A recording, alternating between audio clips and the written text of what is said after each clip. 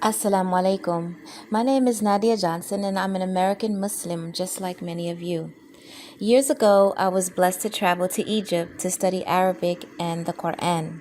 It was a very exciting journey. I attended a language school in Cairo, a bustling city full of life. Most of my classmates were from Malaysia, Indonesia, India, Somalia, West Africa, and Turkey. But very early on, I noticed that the students who had the most trouble in class, the ones who failed out the most, or who gave up the most, were from my own group, American Muslims. It was very disappointing. Some people had sold all their stuff and given up their lives in the US to come to live and study in Egypt. After a few years, I came back to the U.S. as a teacher. I taught from the same books that were taught in the traditional Arabic programs, and I found that the students progressed very slowly in the language. It was frustrating. Why were they not getting it? And why did my students keep dropping out of class? No matter how easy I tried to make the program, or how well I explained the concepts, or how colorful I made the worksheets, I realized that even for me being a patient teacher, it didn't matter. It was the curriculum itself that did not fit. I went back to the drawing board and I remembered my classmates back in Cairo.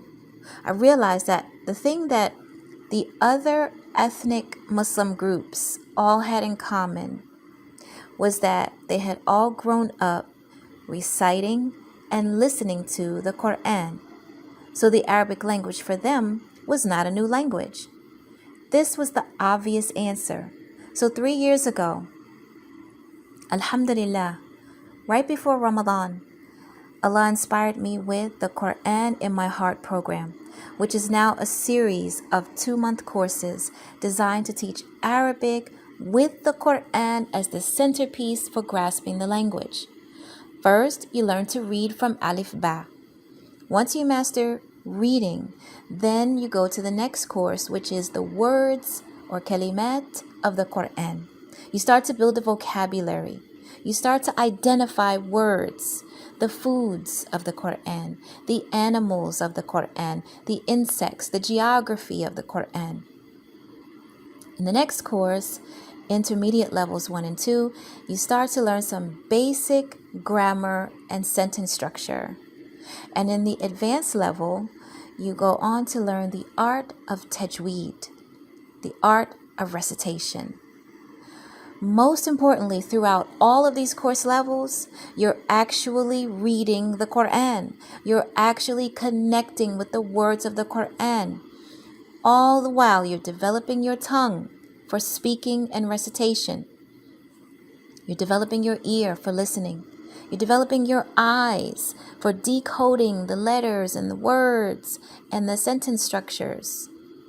And then you, as an American or as a Western Muslim, now you become on the level of the rest of the Muslim world. Now you can learn to speak Arabic fluently as a language. You can begin reading Islamic books, listening to the speech of Islamic scholars in Arabic, and most importantly, you can pass down your new skills to your children and your grandchildren. I'm talking about real, measurable, visible, and visceral results. Results that your heart can feel.